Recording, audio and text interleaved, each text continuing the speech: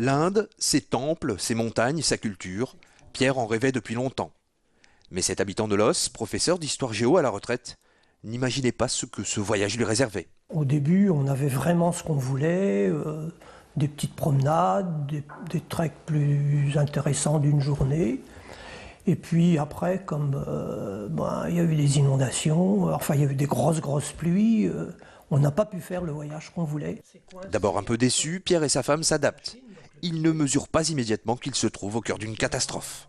C'était un petit peu difficile, on marchait dans des sentiers en altitude, on devait traverser des rivières à gué, des trucs un peu bizarres, mais presque amusant. Puis petit à petit, on a appris que c'était une véritable catastrophe pour les gens, avec des centaines de morts, des centaines de disparus.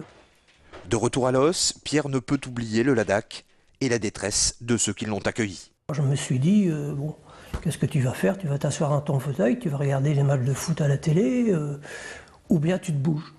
La famille, l'entourage, ses amis sportifs et même des inconnus, Pierre mobilise modestement pour faire un geste. L'action est bien avancée, quoi. J'ai eu des retours de chèques, quelquefois très étonnants, de vieilles personnes qui apparemment n'ont pas d'argent et qui ont quand même voulu faire un geste, par exemple. Aujourd'hui, Pierre a repris le cours de sa vie. Il lui reste ses photos, ses souvenirs et une empreinte dans le cœur.